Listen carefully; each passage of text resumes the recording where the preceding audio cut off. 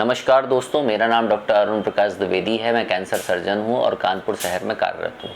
दोस्तों, हम बात करेंगे एक्जिला की। एक्जिला, जिसको हम कांकरी भी बोलते हैं, एक पिरामिडिकल शेप में हमारी जो अपर ये आर्म होती है और चेस्ट वॉल होती है, उसके बीच का हिस्सा होता है। वहाँ पर बहुत तरीके के लिम्फ नोड या ग्रंथियाँ होती हैं और जो कि इन्फेक्शन से लड़ने में मदद करती हैं।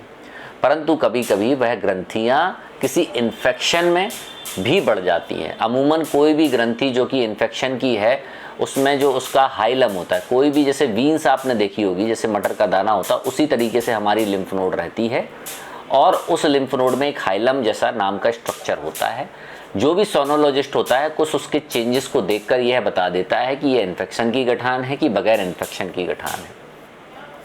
दोस्तों, कांकरी में यदि गठान आपकी 1 सेंटीमीटर या 1.5 सेंटीमीटर से ज़्यादा साइज़ की है, उसका आकार बदल रहा है, उसमें दर्द बढ़ रहा है या फिर वह अपने साइज़ से काफ़ी बढ़ती चली जा रही है, तो यह चिंता के विषय है कि वह आखिर क्यों है। क्या कोई इन्फेक्शन है? ज़रूरी नहीं कि वह इन्फेक्शन सिर्फ और सिर्फ बैक्टीरिया से भी हो, कई अन्य प्रकार की चीज़ें और भी अन्य इन्फेक्शन से भी यह हो सकता है। साथ में कभी कभी ट्यूबरक्लोसिस में भी हमारी एक्जिला में गठानें बढ़ती हैं। कभी कभी कैंसर में भी ये गठानें मिल सकती हैं। जैसे लिम्फोमा नाम की एक बीमारी होती है, तो अमूमन उसमें गर्दन में और कांकरी में गुल्टियाँ काफ़ी सारी मिलती हैं देखने को। कुछ रेयर एंटिटीज़ भी होती हैं जिनमें कि ये कांकरी में गुल्टियाँ बढ़ती हैं, लेकिन वो लाखों और काफ़ी रेयर देखने को मिलता है।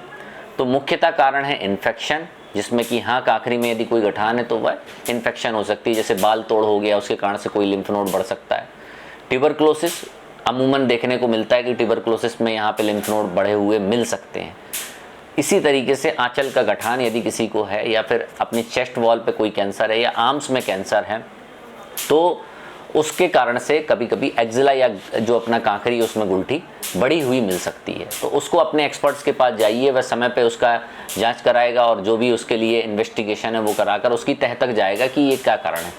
कभी कभी अननोन ओरिजिन एक्जिला भी होता है, जिसमें कि हमें कोई प्राइमरी नहीं मिलता है। कभी कभी कैंसर की गठान है, उसमें कैंसर आया है लेकिन उसका ओरिजिन नहीं मिल रहा, तो उसको हम अननोन कैटेगरी में भी डालते हैं और उसके ट्रीटमेंट अलग तरीके से किए जाते हैं।